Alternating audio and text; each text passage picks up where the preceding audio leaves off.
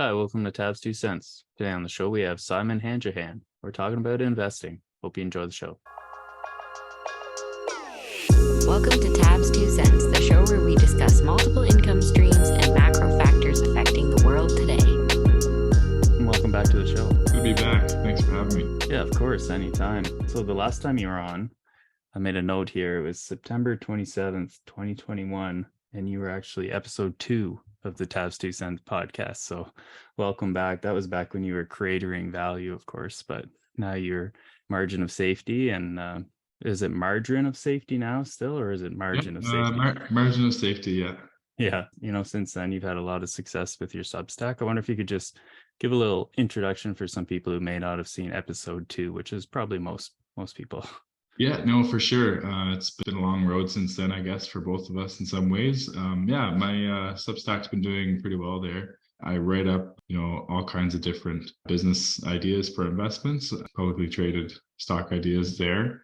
You can also follow my portfolio there. I'm pretty much an open book. For the most part, like high quality ideas, long-term plays for the most part. And so it's marginofsafetyinvesting.com. And you can also follow me on Twitter as a pretty good spot to track what's going on there. So feel free to sign up, free for everyone. Absolutely. And what's your Twitter handle there, just for anyone wondering? I think it's Moss_investing, MOS_investing. Awesome. Yeah, I actually checked out your portfolio before the show here. And one thing that stood out to me, for sure, kind of an elephant in the room, is you have Constellation Software is 44.9, so 45% of your portfolio. I wonder if you could talk a little bit about why you feel the urge to build such a large position in that company and, some of the characteristics that you like from them. Yeah, for sure, Joe. It is something that I think stands out to most people when they see that. And I will admit, it almost seems like a ridiculous size position when you first look at it as a percentage. There's a lot of things to kind of keep in mind, I suppose, like as an individual investor, it's not like I'm managing, tens of millions of dollars by any means. And kind of the objectives are a little bit different than, say, if I was managing a fund as well. So with that in mind, the size is still pretty big. It was initially a bit smaller, and relative to the other positions in the portfolio, it's done kind of quite a bit better over the last couple of years since I've held it, over 2 years now, I think. And so as it's done well, I've added to it as well. So it's one of those kind of water the flowers and cut the weeds type of scenario as well. In terms of comfort, like it's an interesting one in that, like, although it's one publicly traded name, it's kind of akin to an index in some ways. Like it's got exposure to hundreds of underlying businesses, and the generic industry they're in is like vertical market software. But that being said, like they're actually exposed to many different regions all over the world and different industries that those vertical markets kind of serve their end customers. So in terms of diversity, it's actually unbelievably diverse from that perspective. The balance sheet is pretty strong as well. Like they don't really use like large amounts of debt to fund their acquisitions or anything like that. And they're generally buying like very tiny, small businesses on a relative scale. So in terms of risk, the business fundamentals are pretty risk adverse, I would say, despite like the high top end growth. Yeah, so for those reasons, like I feel pretty comfortable. There's not very many names that I would feel that comfortable having such a large position, obviously. But I guess the other thing is like, so it's risk averse in one way. It's not exactly like a cheap name by any means, but it's pretty tough to beat in terms of like the quality of the business model. So the capital allocation, really, it's like been systematized, despite like a lot of people give like Mark Leonard, the CEO, like the president, a lot of credit for that, the founder. And he's still there, but really he's not doing anything day to day. So he set up like the system to be this kind of more resilient way that's decentralized. So a lot of those like capital allocation decisions has been kind of programmed in, I guess, if you want to think of it that way. So there's less of a kind of a one man running the helm type of risk as well, which I don't know if people fully appreciate that as much as they attribute a lot of the success to Leonard, which I'll give him credit. Like he got the ball rolling there, but at this point, really, it's the system that's going to continue going, hopefully for a long time. So Anyway, it's a kind of a love it or hate it name. Like it's been getting lots of hate as well. I think people are skeptical, or it almost seems like some people are a little bit jealous of the performance recently because a lot of other industries haven't really kept up, and it's been able to kind of withstand some of those shocks. So it's an interesting one. I don't think I have like special insights that way to the business that much, but compared to some other people who probably understand it even a lot more than I do in some ways. But it's one of those things where when you find something good, I don't know that it makes a lot of sense to make like a small bet.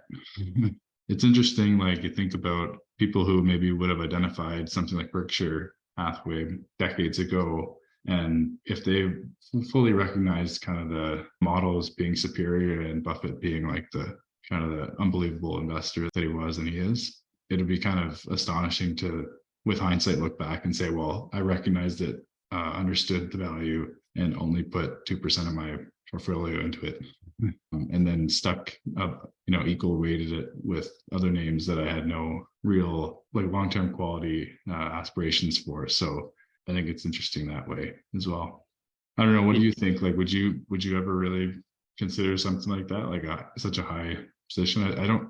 I think it's fair for most people to say they wouldn't. I really like the TSX 60, and I think that it's a kind of a smaller ETF, and everybody's different in the way that they like to build their portfolios, and I think whatever works for you is probably the best thing. If you have the confidence to hold that position with that large of a holding, then hey, all the power to you, and it could work out. As you say, there are some comparisons to Berkshire, especially the way they like to diversify their holdings and the way that they acquire. And it sounds like you're in a position where I've always said that I would prefer to average up on a company than average down.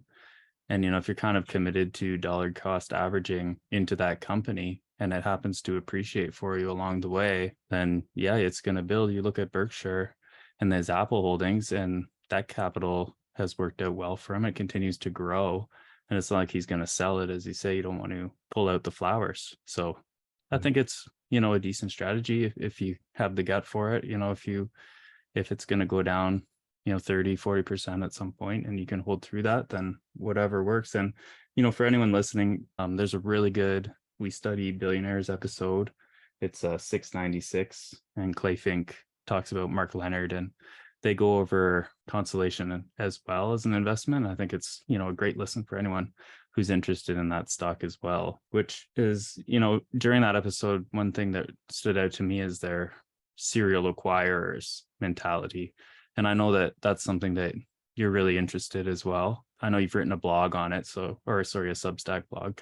I wonder if you could talk a little bit about the serial acquirer mentality and what that means to you when you see that in a business. It's certainly a popular model out there among certain investors. I think I'm attracted to it for a few reasons. I think everyone appreciates at some point eventually that you want to buy something that can really have a long runway for reinvestment. So whatever that reinvestment might look like. So the ideal kind of case is organically reinvest and grow your end market, something like Coca-Cola over like a 100-year period, being able to sell more Cokes to more people and raising prices that way. That kind of model makes a lot of sense. There's not a lot of businesses that can really do that for that amount of time to that extent. I think the serial acquirer type model is easier for me to appreciate how they get there in terms of being able to sustain that growth that way. Now, that being said, like there's a lot of roll-up type models that may or may not work. So there's a lot of things I'd like to think about if I'm going to invest in a serial acquirer. So Constellation is kind of has been like the golden standard for a lot of people to kind of reference. And a few of their characteristics kind of highlight what's important. So to me, I really like a serial acquirer that obviously has a lot of targets to go after. So a very fragmented market perhaps would be an interesting one. You want something that can go for the next couple of decades without running out of room. So the other thing to consider is like you want to be able to acquire at a low valuation. So there's some serial acquirers who struggle with that, where as they grow, they end up having to do more and more acquisitions. And then in order to to continue the growth rates as you grow bigger, you have to chase larger and larger deals. And that can be like rather difficult to do in a very sustainable way in terms of like good growth. So you can buy anything if you pay enough money for it. So if you have to kind of continually like up the size of the deals, chances are you're going to be paying a lot more of a premium price. And that's something like Constellation's had to battle against over the years. And to be honest, like they're starting to have to do a few bigger deals here and there. So those are a few of the characteristics that you have to really look for, just like any business, but like it's probably even more evident in serial acquirers. Like you really have to be able to trust the management that they're doing it on behalf of shareholders. So really have to make sure that they're incentivized to do the right kind of deals and not just to grow like revenues and not care about anything else. So it's not about like kingdom growing that way. And then the last thing I'd say is to watch out for is I think a lot of the serial acquirers will maybe only be kind of able to sustain momentum in terms of growing profitably during the good times, right? So if you're exposed to an underlying industry that suffers during a downturn or requires a lot more capital or requires a lot of debt to do the finance the deals, then that's a kind of a risk to at least consider when you're looking at, you know, a roll-up strategy or a serial acquirer. So I'm very attracted to those types of models. I think it's maybe just my personality. It's just easier for me to kind of get my head around how they can sustain like high returns for a long time. But at the same time, it's easy to get like trapped into like these types of models that have a lot of downside as well. So you got to be kind of careful not to get sucked into the high debt or going after big deals or having an incentive model for management that's not really aligned with long-term like shareholder interests that way. Those types of things, you just got to really be careful. Yeah, for sure. I think like with any business, any model, there's always going to be risks, and using debt to finance new acquisitions is probably one of the major red flags. I think, in my opinion, I haven't done too much research on the serial acquire model. Like I think even the debt thing, like there's a lot of nuance to it. There's some models that have worked really well, like TransDigm is an example where they've been unbelievably successful. I think because of the people doing the deals are very intelligent about how they go about doing them, and they understand the value in what they're buying. The other thing with something like TransDigm is that like the underlying businesses are very good. Like they've got a lot of power over their suppliers and their customers. So like it can work in some cases. I don't know that like I'm smart enough to figure out, what the risks are with something like TransDigm. But it's an example of something that's done superbly well, despite, using debt to fund the roll up that way. Yeah, absolutely. I'll have to look into those guys and see what I think about that. Thanks for that. The reason I brought that up, the serial acquirer, is because I know that you've recently been made a purchase of Atlas Engineering products. So this company now, AEP.V is the ticker, is now 7.3% of your portfolio. So you've got Constellation Software and then you've got Atlas Engineering products. And from what I understand, they're a serial acquirer and wood products, and they kind of work in the Canadian construction area. I wonder if you could talk a little bit about them and why you found them so attractive. Yeah, for sure. They're a relatively new position. I wrote them up a little while ago, and the idea, you're right, they're kind of a serial acquirer related to the construction industry there. That they acquire truss manufacturing plants. So far, they have 7 in Canada in different areas. They're still kind of ramping up, the acquisitions that they're planning on making. Over the last little while, they focused on like improving the plants that they did have operationally. So like improving the margin profiles and just the production optimizations that way. So whether it's investing in their facilities or, scheduling, dealing with suppliers to get better rates on their products. In the last little while, they've also been repurchasing shares because, interestingly enough, like they were trading at around like 2.5 to 4 times normalized kind of EBITDA. And their peers that they're going out looking to acquire were trading at like 4.5 times. So instead of using the cash to acquisitions to grow, they just cannibalized themselves because they saw a better value there, which to me is a good sign because they're not sheerly focused on going after like buying and getting bigger and bigger and bigger. They're really focused on per share value. So in terms of capital allocation, I think that's a pretty good sign that they're actually focused on the right thing for investors. Part of the reason why I was able to make it like reasonably good size with the portfolio. One, I think I understand it pretty well. It's a relatively straightforward business to understand. It's not terribly complex that way. Two is it's at the size where it's not really something a big fund can go after or anything like that. So I think if it was a bigger operation, then you would see the valuation be quite a bit higher. So I think now is kind of the opportunity to take a stab at that one. I'm pretty happy with how it is. I'm not looking to add any more at this point. It's a big enough position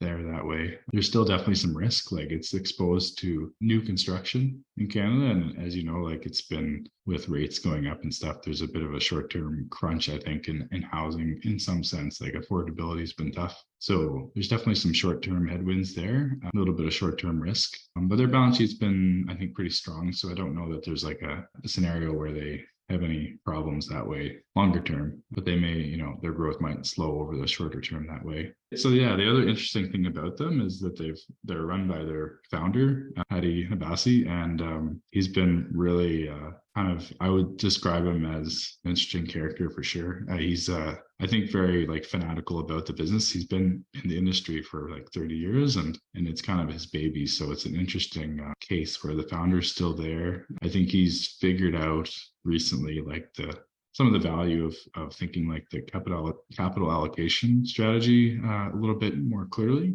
And the other part of the kind of the story there would be medium and longer term, there's secular trends that are going in the right direction for the business. So you think about housing supply and demand in Canada and some other places in the States as well that they could expand into. And there's definitely a mismatch in terms of the supply demand story. So I think we've been kind of underdeveloping over the last while. And with immigration, you look at the immigration numbers in Canada in the last year, some of that's catch up from the previous year with limited ability to do immigration. But there's certainly a pretty big shortage over the next decade, I think.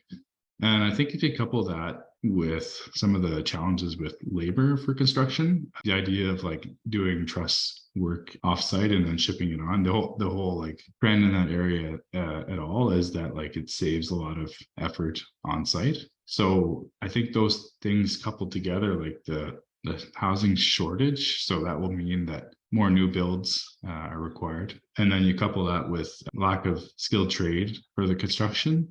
This offers an ability to kind of save on some of the need for the construction. And then they recently started getting into if roof trusses weren't boring enough for you, they started getting into selling walls as well. So preformed walls essentially and shipping those to site, which again, it sounds super boring, but you think about a new build house, you get the roof trusses, that's pretty common product these days. And then all of a sudden you're going to be starting to sell preformed walls and maybe floors and things like that. Then you can see all of a sudden, well, I've got roofs and now I've got walls. The organic growth there is actually pretty strong potentially. So I think given they're rolling up essentially a fragmented mom and pop type sector in the construction industry, and they have the capability they know how to do this, and then they also have some organic growth which you're kind of getting for free. I think it's kind of an opportunity right now that is probably undervalued. So there's a lot of factors kind of potentially lining up over the next little while. And I think the price is probably where it is because it's a micro cap, and it's also kind of in a boring, what looks like a cyclical rather industry. So I think a lot of people are thinking that the housing kind of boom is maybe started to peak. But I think what people aren't necessarily doing is they're kind of lumping housing all together. And I don't know that housing sale volumes and new construction are necessarily as closely connected as what some people think. I think resale volumes, and that's maybe not as closely connected to new builds as what most people initially might think. So anyway, we'll see. That's the idea anyway. Yeah, that's really interesting. I think there are some fairly strong tailwinds in the Canadian construction area. And where my mind goes with this is a couple places, and of course, what do I know? But like I can always like to speculate sometimes. And I think for one thing, people are building larger homes. So, of course, that takes more wood, which is good for them. So, for every house you look at, people are building, 1,800 square foot homes when they used to build like, 1,200 square foot home or whatever. For sure. And I'm pretty sure that last immigration number we got was an all-time record. I think it was like over 1 million people in a Definitely high. year. It was Yeah, super. so it was like an all-time record for Canada. And, potentially with these high rates, people aren't going to want to sell their homes. So, what's the solution? They're going to have to build, affordable housing for people, and it's going to take wood products. So, I think there are some tailwinds there. What's interesting about this company is I just looked it up while we were talking at the close. It's Friday today, so at the close, the market cap was 54 million. So, this is one of those kind of micro cap type businesses. I wonder if you'd like to expand a little bit on that strategy, not necessarily for Atlas Engineering, but just microcaps in general. Because Yeah. you hit the nail on the head when you said big funds aren't going to go into these. I wonder if you could talk a little bit about that as a Yeah. small time individual investor. I think like microcaps has been an area that I've started spending a lot more time over the last call it 6 months maybe. I think for there's a lot of advantages that the individual kind of small investor can at least consider if you're going to be a small investor and you're going to pick stocks. It probably doesn't make sense to have your whole portfolio be like the biggest names that everyone knows and everyone invests in. And I'm being a bit hypocritical because really like my portfolio is not filled with microcaps by any means. But I'm also not necessarily looking to like be the best stock picker in the world and outperform by 1,000%. A lot of mine is also trying to like preserve capital. So yeah, I think there's a lot of opportunity. To be honest, especially in Canada, the venture exchange is kind of looked at as some degenerate gambling fraud laden exchange with junior miners and things like that. It's nothing against junior miners, but they do have a reputation sometimes. So, and I think that's simply not the case. If you just have to look a little bit more closely. You have to kind of squint a little bit, and I think if you focus on not necessarily, for me anyway, I think the best opportunities for me to find a few names in the microcap space is really just focusing on finding some simple businesses that they're not going to have the world's biggest moats or anything like that, but they're probably going to be often like founder-led, high insider ownership. And if you can find a few that are like profitable, maybe that's a good way, like consistently profitable. That's probably a good way to narrow down your universe and focus on the ones you can understand. And yeah, I think the advantage is, like you said, big funds just can't play there. So a lot of these names are just overlooked. The illiquidity is something that I think a small investor can really use to their advantage. If spending a few $1,000s on an investment is going to move like the average volume for the day, then that's maybe a sign that those are the types of names small investors should be looking at. Now, if they're serious long-term investors, and they're not, obviously these things can't be traded because you can't jump in and out of them. So that's something that I've had to kind of learn as well, I think, over the last little while, is starting to look at these names, and you can't simply click the button and buy the stock. They really do. They can sit there for days and days and weeks and months even. So it's interesting from that way too. Like I think one advantage that I've learned a lot with is just patience with microcaps. I think it's easier to be kind of get in and out as much as you like and as in whatever name you like in big and large cap. And I think a microcap, it does kind of test your patience. The other thing it does is, I think because of the illiquidity as well, I think it really forces you to think long and hard about the investment, because you're not going to be able to just get out of it.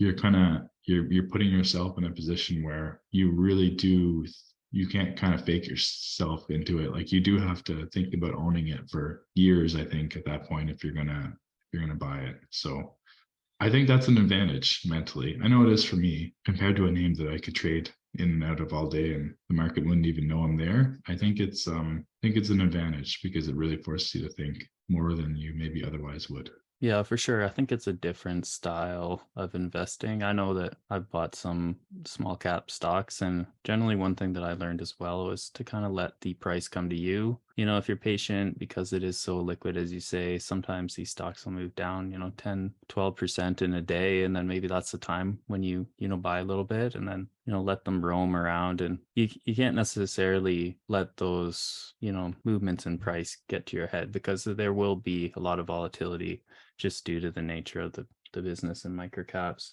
Yeah.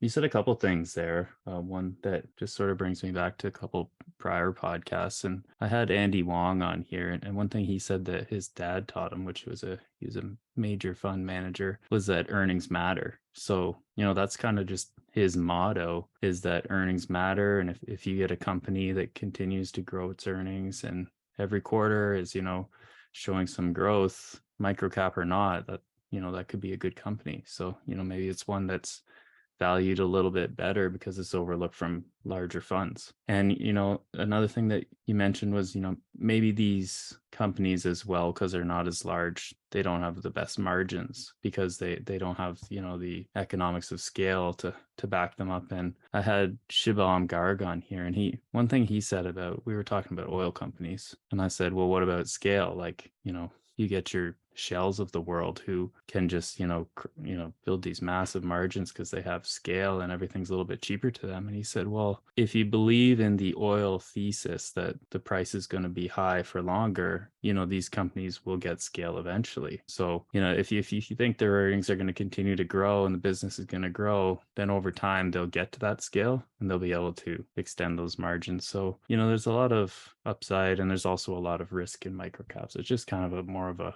risk, more reward kind of a deal with Yeah. those. Yeah, for sure. And one thing I wanted to bring up was, those are just some things that I've learned from guests on the show. And I noticed that you had you wrote a blog about Charlie Munger and Poor Charlie's Almanac and some key takeaways. Wonder if there's any investors or influencers, I don't want to say influencers, but financial media people that you've learned some lessons from, and if you'd want to just share some of those, either from Charlie Munger or Buffett or whoever, some things that have stuck to. Yeah, sure. I could probably. I'm sure I've definitely absorbed a lot from different people over the last while. Especially being more active in the social space. I think it's if you think about what kind of Charlie Munger as the example, a lot of people love him or hate him, I guess.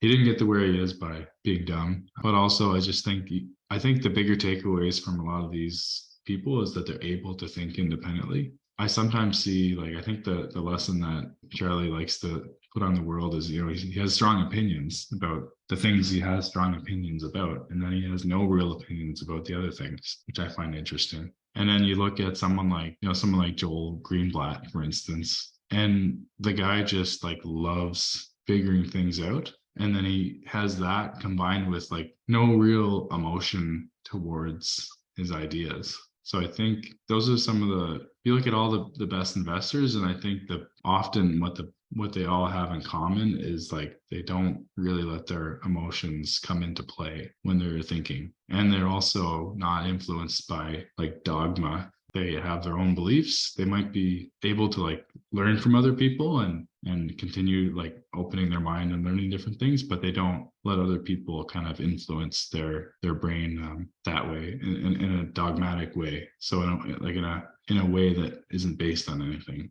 And it's easy for me to say that, and I still fall victim to it all the time. So it's something that I think I aspire to, but it's not something that I don't think fully get to, if that makes sense. So yeah, if I think about myself, a lot of the kind of focus on high quality over the last few years, I think I'm kind of loosening the grip on that idea. Not to say that I don't still think it's valid. I think it just it kind of depends. So I think I'm likely more in line with thinking about, if you think about the microcap space, you're probably not necessarily going to find the most highest quality businesses there. But what you can find is other advantages, like the valuation for what you're getting. So there might still be a lot of growth potential in a small name that doesn't necessarily require the business to be the highest quality or the strongest moat, that a larger business like needs a larger moat to protect against its competitors, right? So I think that that's the type of idea where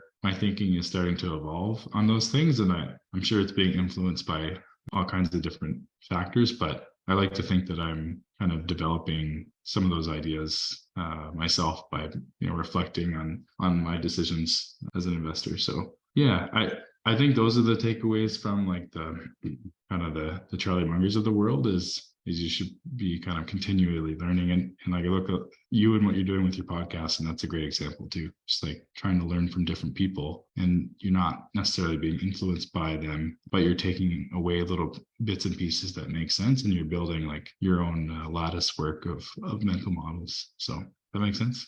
Yeah, for sure. Yeah, I just try to, pick smart people's brains. And, if I can get a little tidbit of information from somebody that kind of sticks with me, like Andy Wong's Earnings Matter, like that really stuck with me. I'm like, he's right. Like why am I buying a company who isn't growing their earnings when there's, thousands of companies out there that are? Right. So, and if you can build a portfolio of companies that are growing their earnings, you're probably going to be okay, regardless of this, speculative nature of other companies that are, negative earnings. Yeah. And it's like, sure, they could be, 1,000 baggers or whatever, but it's like, you're probably going to do better the other way. And I haven't necessarily, I found for me at least, I haven't fully retained all this into building my portfolio yet, but I'm hoping over the years that I've managed to kind of, build a nice portfolio from the different ideas that I get on the show. And one thing that we discussed before this was the ability to invest alongside great management teams. So, perhaps I'm never going to get somebody like Bruce Flatt from Brookfield on the show, but I can give Bruce my money and say, do your best in this world we live in. So I wonder if that's something that you find attractive as well. And I wonder if you could talk a little bit about the benefits behind giving your money to smart people. Yeah. I don't know if this is a function of like me just getting older, but I do find myself having, I think, less strong opinions about how smart I am. And I think when you look at our kids as they grow up, they kind of seem to know everything when they're 5. And so I think some of that is starting to wear off for me. So the older I get, the more I shift my focus towards me having to figure everything out and determining like where best to invest my money the next, today, tomorrow. And then if you think of it a different way, I've started to think how important like the management team is in terms of their capital allocation. So if you think about longer time periods, so for a business, if you think about a decade, which is a very, very long time for most people to invest, the capital allocation decisions that the management team makes will be an enormous part of the math function of how well the business does, like per share, right? So that math kind of checks out as long as you think about it for a few minutes. Like it kind of doesn't matter in the short term what management really does, as long as they don't destroy, the business over the short term. If they just kind of keep their hands off of it, then short periods of time it doesn't have a huge impact. But if you think about longer periods, they can really compound really the fundamentals of the business by deciding what to do with the excess cash that the organization makes, right? So if you think of it that way, then yeah, the business model does matter quite a bit. And the relationship with the stakeholders like customers and suppliers, they still matter. None of that goes away. But over top of that, kind of like really like the outer layer, like the crust of the whole thing is what the management team decides to do with that excess cash. And I think the older I get, the more I'm focusing on picking someone who's going to do the right thing in those shoes. And so I don't think that I'm thinking about the business quality any less, like the business model and those other things. But I think I'm thinking about giving my money to someone who's going to be able to reinvest it at high rates, and not just going to be able to, but will. I think a lot of people get lost in terms of like the opportunity to reinvest, and they stop thinking there. And I think the advantage of thinking about someone like Bruce Flatt is what is likely to be done. So he not only has opportunities to reinvest at high rates, but he's likely to do it on your behalf. And I think those are pretty rare breeds. The book The Outsiders is a good one I'd recommend to read on that one by Will Thorndike. He speaks about like 8 different CEOs over the years that have been really excellent at that type of model.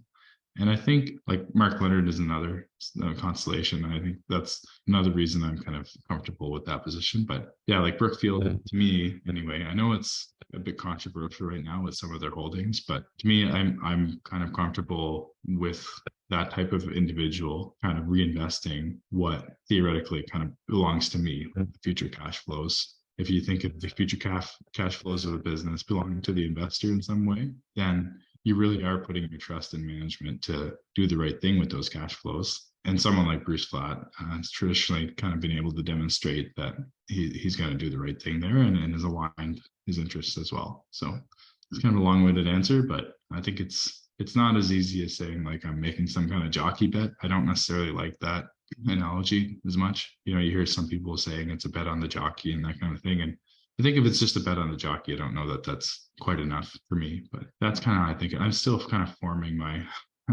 thoughts on it, I guess. But I think if you're going to be long-term, then it's a pretty important factor to think about. Yeah, I agree. I think that like you, I feel like the more you know, the more you realize you don't know kind of thing. And, there's a very real possibility that I'm the 5-year-old in the room when we talk about investing. And the reason I say that is because management teams, to me, when I first started, really didn't seem that important. But like you, as I progressed further and I bought some companies who haven't done well, I'm thinking, if there was somebody else in charge, they probably would have, because they missed this opportunity, they missed that. And you watch it over the years and you say, why would they make that decision? And then they just go ahead and do it and they burn in flames. So it's kind of like, maybe I should give my money to somebody who is going to be responsible with that money. And it's not necessarily, I agree with you, I don't think it's a bet on the jockey. I think certainly in the case of Constellation and Berkshire and, Brookfield, it's kind of the culture of the business too. It's not necessarily the CEO guy in charge. It's just that the nature of that business is to conserve capital and invest responsibly. And I think it runs through entire companies. I don't think that it's necessarily just the CEO. And I think that organizational culture is a really difficult thing to build and a very unique thing to find when you find a good one. So, I think there's more to it than just who the guy in charge is.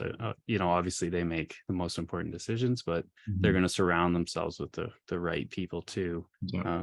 I don't know if there's anything else you want to add to that. I was just thinking as well, like, yeah, if you don't believe me, then if you invert the question, then you can almost be like, well, you kind of mentioned it there, like where often like my biggest mistakes in investing. And it's because management teams did really stupid things that I should have recognized kind of the red flags earlier with either their track record or their incentives or just the way they talk about the business. How do they talk about investors as being long-term partners, or how do they talk about time horizons? Like Copart is probably another great example of they speak in decades and they're talking about where the business is going. So if you can find examples like that and get comfortable with the business and you have management teams like that, it's like, those opportunities don't exist everywhere. So they're the exception. So. Yeah, and I think on that, it's really important to listen to the quarterly calls. And, I just was going to say there's a really good app, Quarter, QUARTR, for anybody who's interested. Great. And you can just pull up your company and you can listen to their earnings calls. And, if you get a weird vibe from the CEO and, maybe that's something you wouldn't have read in the text, let's say, you can sort of get a feel for people when you listen to them talk. And I don't want to put too much on this. Like, I don't want to be too heavy because there are way more things to think about than the management and whether you get a weird feeling from the CEO when they talk. But it's something to be aware of, I think. And I think you make a really good point that it's definitely something you can't ignore moving forward. And maybe that's just maturity in in your investing journey, and mine as well. And it's definitely something I need to work more on. But yeah, with that said, I think that, we've covered a lot today. I really appreciate you coming back on the show. Before I let you go, I want to just give you an opportunity to leave any thoughts you had on your mind, if you want to help anybody out who's listening, and also an opportunity to share where people can find your content. Yeah, for sure. Thanks for having me on, Joe. I always have fun talking with you here. And yeah, if people want to find me, Twitter and my Substack, marginalsafetyinvesting.com is definitely the way to find me there. I think the only other thoughts that I have in my mind now are like, it's always so interesting to follow what's going on in the news and everything. And it's so easy to get kind of lost in all that kind of headline stuff, and it's nice to have this kind of conversation with someone. So I would suggest, anyone else out there, whether it's with someone like you, Joe, or other people, just have like a real meaningful conversation with someone, and don't just read kind of the news headlines and where the stock market is today versus yesterday kind of thing. So I think it's helpful to ground people that way. Yeah, absolutely. I appreciate that. And I agree. I think that you can find, kind of conversations online as well through podcasts or any other means that are, maybe not quite as clickbaity as the media. Maybe it's really easy to get pulled into that macro world. And I'm totally guilty of it, but it's just kind of, a guilty pleasure of mine to follow all Oh, the I ins love it. and I love outs of it the too. macro. I'm not saying don't do it, but Yeah, exactly. Just, know what you're reading for yeah. sure. But yeah, with that said, I appreciate you coming on, and look forward to your future blogs and content. Thanks, Joe. All the best. Yeah, you as well. All right. So I will stop that. Joe is not a financial advisor and may have interest in the stocks discussed on the show, so do not take any information included within this podcast as a recommendation or formal advice. Thank you.